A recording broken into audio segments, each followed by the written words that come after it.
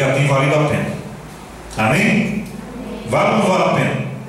Você depois vê uma pessoa, eu me converti porque eu aprendi o ABC, o beabá da palavra com vocês. Então vocês têm um papel na minha vida fundamental. Só por esse vale a pena todo esforço. Vale a pena todo o curso, vale a pena todas as aulas que a gente prepara, vale a pena tudo. Amém, amados? Amém. Agora eu quero passar um videozinho aqui, curto, de Rubem Alves. Alguém já vai falar de Rubem Alves? Trouxe uma citação dele. Foi? Mas na profundidade. Rubem Alves é um grande educador, já há muitos anos no Brasil, luta com relação à educação. Claro que ele vai falar sobre a educação, né? Formal, de escola, mas a gente transfere algumas coisas também para a nossa realidade aqui. Amém? Então preste atenção que o som é só do notebook.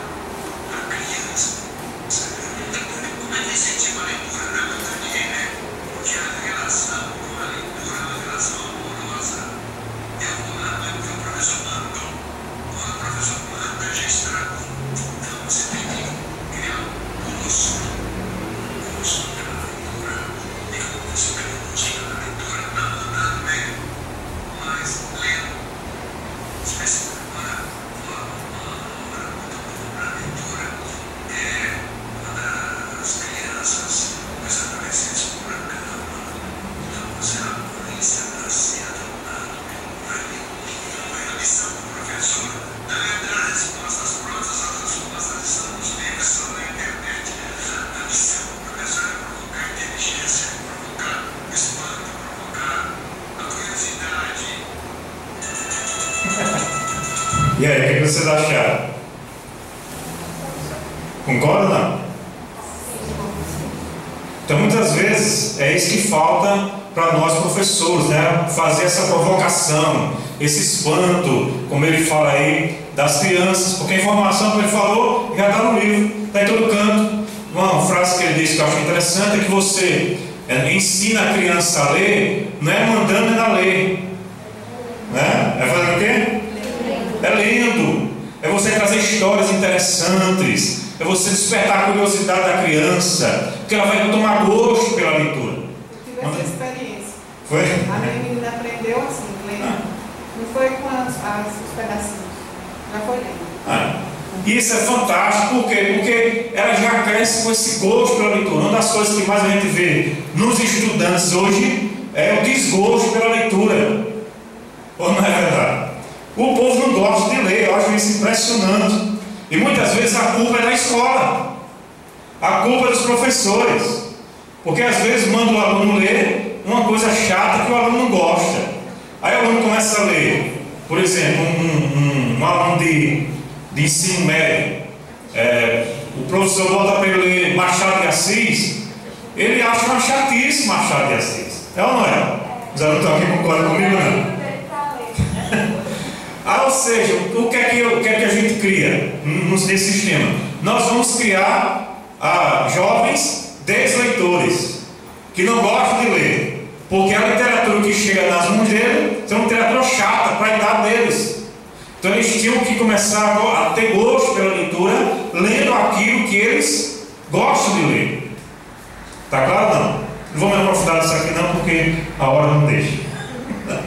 Veja a hora.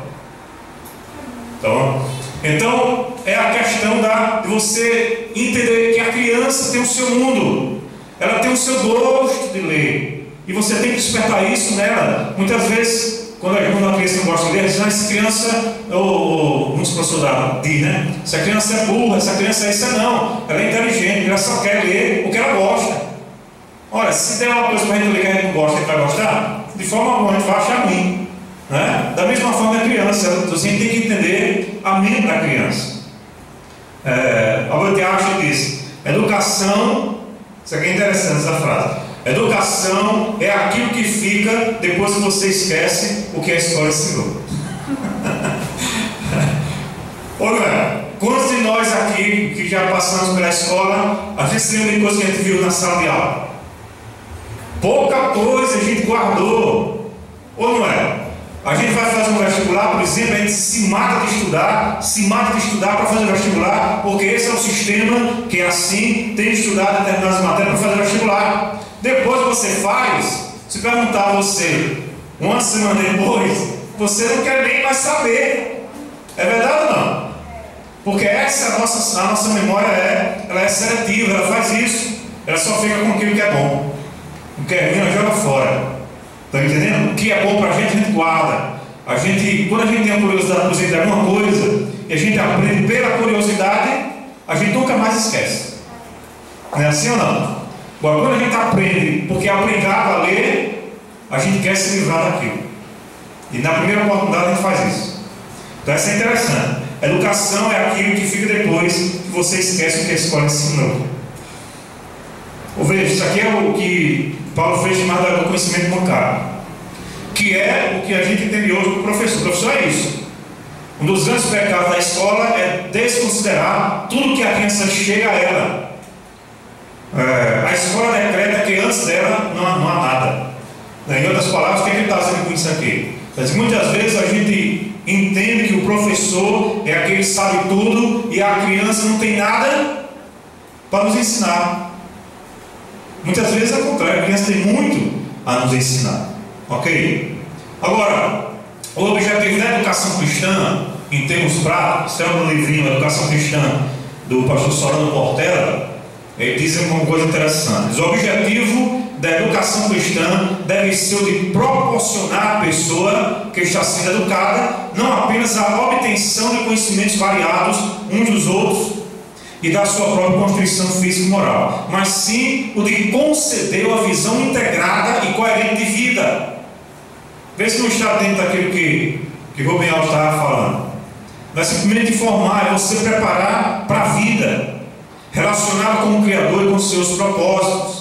Se examinarmos os Salmos 9, encontraremos ali esta visão unificada de vida que estamos tratando. Por isso, ler os Salmos 19, só para a gente pensar um pouquinho sobre isso. Anotem aí.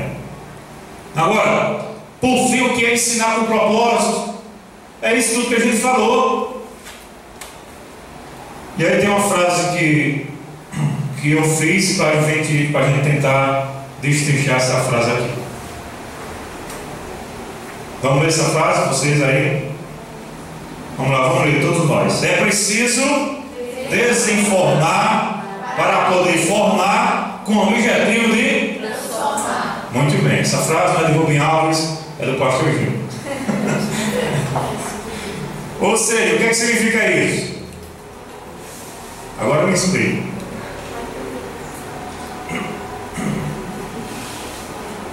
Pense um pouquinho, hoje é só para provocações, amanhã a gente vê algo mais dentro do que eu quero passar para vocês. Eu que tenho crianças, independente de crianças, adultos, adolescentes, pessoas que têm a mente formada de ideias prontas. E você passar uma nova informação para que ela venha realmente até a transformação, né? Das ideias. Muito bem, palmas para ela. Isso é uma profunda, justamente isso que eu quero transmitir para você. Ou seja, muita desinformação significa tirar da forma. Ou seja, a criança já vem com formas na sua mente. É o que eu estava falando ontem. Eu dei uma palestra específica para os pais, né? Pais e filhos. Muitas vezes os filhos passam a semana inteira, né, colocando lixo dentro da cabeça de várias formas. E os pais querem que, numa escola dominical de manhã, numa sala de aula com o professor da escola bíblica, né, ele vinha com a mente e o coração transformado. Ou seja, 100 horas durante a semana vendo lixo, para numa hora tentar mudar a situação. Então o professor tem que entender isso. Todos nós já temos conceitos formados. Está claro ou não? Todos nós temos conceitos. E o professor tem que aprender a desinformar, tirar da forma aqueles conceitos que o aluno já vem na mente. Eu digo isso, que eu faço isso praticamente quase todo domingo de manhã na escola com os adultos. O meu ensinamento é primeiro para desinformar, muitas vezes para chocar em alguns instantes, muitas vezes para trazer algo que eles não estavam pensando, para mudar os conceitos, que muitas vezes são conceitos errados que as pessoas têm. Então primeiro eu tenho que desinformar, tenho que deletar aquelas informações para poder fazer o quê? Formar, para dar uma formação de verdade, uma formação coerente dentro da palavra de Deus, com o objetivo evidentemente de transformar aquela vida. Está claro? Amém? Amém. Nenhuma complicação até agora? Tudo simples? Então vamos para frente. Isso era mais ou menos o que Jesus fazia com seus discípulos. Já um pouquinho do quadro do relacionamento de Jesus e os seus discípulos. Jesus instruía e os discípulos ouviam, mas também os discípulos perguntavam. Tem que dar liberdade para que as pessoas façam perguntas. Muitas vezes Jesus foi questionado, foi perguntado, e isso é que gera conhecimento. Está claro? Isso gera aprendizado. Eu aprendo quando eu quero saber. Eu quero saber alguma coisa, eu tenho que perguntar porque eu quero saber. E quando eu quero saber, eu aprendo. Jesus explicava, os discípulos perguntavam. Jesus perguntava também, os discípulos respondia. Jesus agia e os discípulos observavam, perguntavam, agiam de maneira limitada, evidentemente, porque comparar Jesus com o discípulo tem comparação. Mas Jesus também ordenava, os discípulos obedeciam. São os conceitos, alguns conceitos gerais com relação ao que Jesus entendia sobre ensinar. E amanhã eu vou falar um pouco mais sobre como Jesus ensinava e a importância disso numa escola dominical, ok? Um outro videozinho, pode ser? Tem tempo ainda? Então tá bom. Acho que vai ter que passar outro ainda. Outro videozinho provocativo também de Rubem Alves.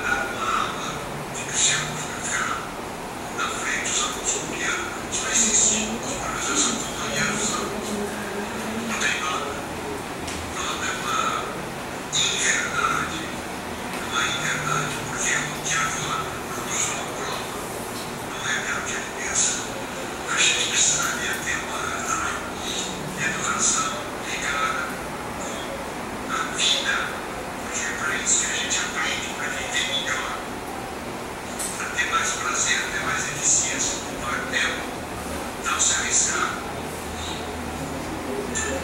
Muito bem. E agora, o que acharam? O que vocês aprenderam? Alguma frase chamou a atenção de vocês?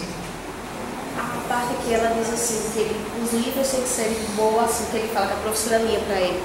E quando eu estava na sétima série, a minha sala tem um problema terrível, porque a gente não lia nenhum livro. E uma professora de português, de um sítio aí, foi contratada para ensinar com a gente, ela é bem novinha.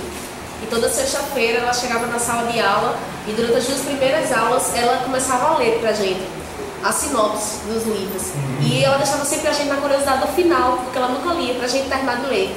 E passou um tempo aí que a gente começou a aprender tão espontaneamente, a turma começou a ler bem rápida, bem mais fácil, melhorou a leitura. A gente não gostava de matemática, minha turma era uma turma muito problemática.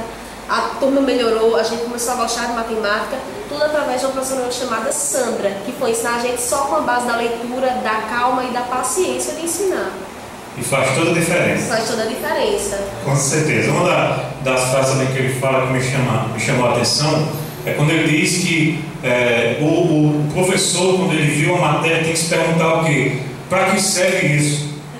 Está entendendo? Para que serve? Isso é ensinar com propósito. Para que serve? Essa matéria que eu vou dar hoje serve para quê? Não é? Que lição eu posso extrair daqui para que meu aluno saia daqui pelo menos aprendendo alguns princípios, alguma coisa, 2 coisas ou 3? Para que serve isso? Amém? Então a pergunta que todos nós temos que fazer é essa: para que serve? Ok? Ou seja, muitas vezes o que a gente tem que fazer, não dê as respostas, faça as perguntas. Isso aqui estimula o aluno. Veja além das entrelinhas. O que é que eu quero dizer com isso? Muitas vezes nós lidamos com alunos, com pessoas, com crianças que às vezes vêm de um lar desajustado, vêm de um lar que os pais não dão amor, vem de um lar que não tem carinho, etc e tal. Então muitas vezes a gente tem que olhar as entrelinhas da vida das pessoas.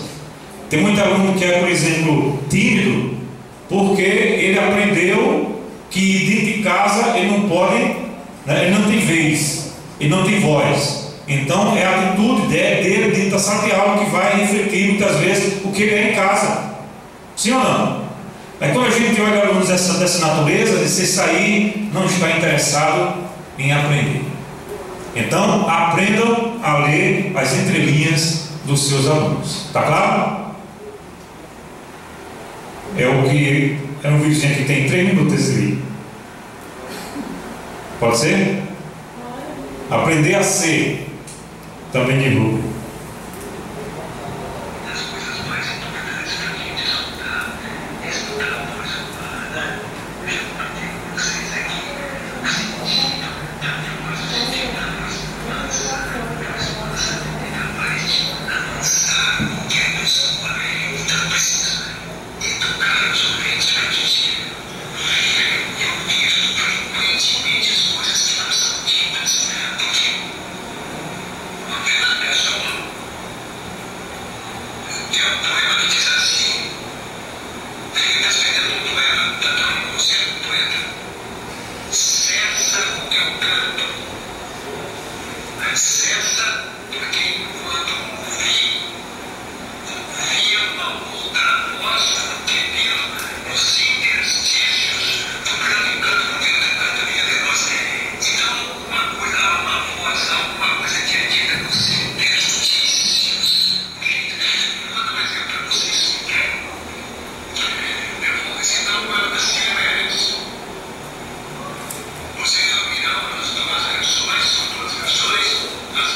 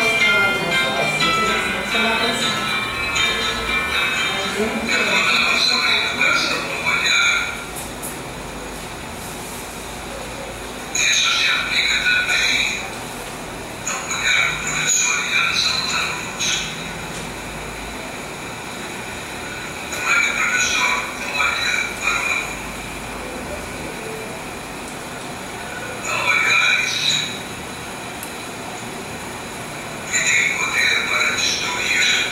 A inteligência de um aluno pode ser destruída por um olhar sombrio. Há certos olhares que são proibidos. Olhar de raiva, olhar de zombaria, impressionada. O que eu pediria de cada professor é que eles tivessem um olhar lúcido. Nada mais do que isso.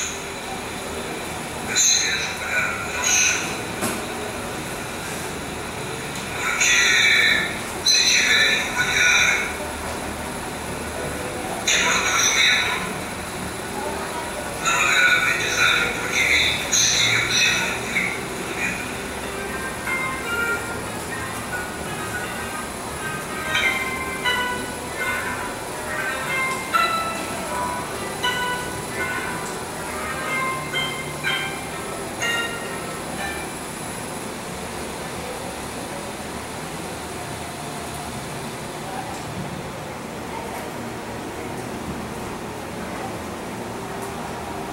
Muito bem.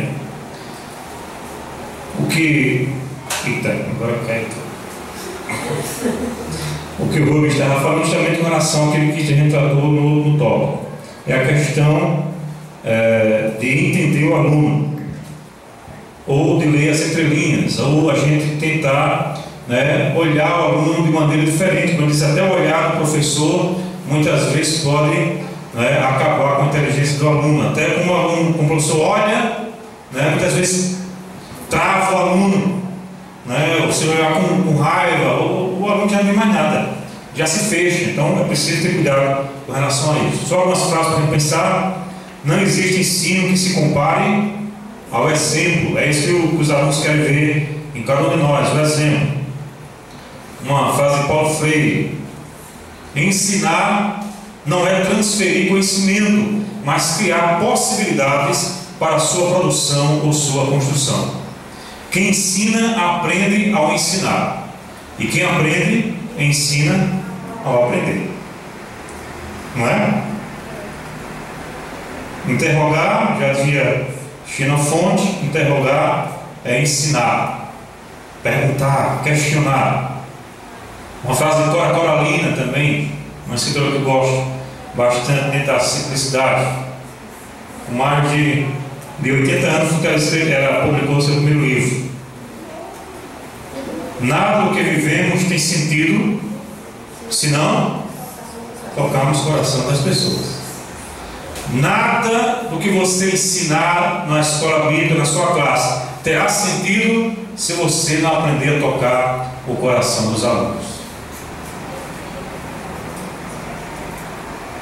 Outra de Paulo: não basta saber ler que Eva viu a uva. É preciso compreender qual a posição que Eva ocupa no seu contexto social, quem trabalha para produzir a uva e quem lucra com esse trabalho. Às vezes vocês estão entendendo aqui o conceito que ele quer passar. Ele está dizendo aqui que muitas vezes a nossa formação é: Eva viu a uva. Tá bom, aluno? Tá bom. Mas a gente tem em uma simples frase um mundo de informações que a gente poderia questionar e levar o aluno a pensar. Estão entendendo o que ele quis dizer aqui? Eva viu a uva. Tá, não tá? Agora, vocês sabem o que Eva fazia naquele momento? Vocês sabem quem era Eva? Estão entendendo como é que funciona o negócio? Você sabe quem produziu a uva, quem planta, o que é uma plantação de uva? Então vocês percebem que numa simples frase pode ter um mundo de curiosidade para a gente despertar isso no aluno. Amém, meus queridos? Paulo Freire, mais uma vez: ninguém educa ninguém, ninguém educa a si mesmo. Os homens se educam entre si, mediatizados pelo mundo. Só para você pensar. E outra também, que essa aqui é como professor.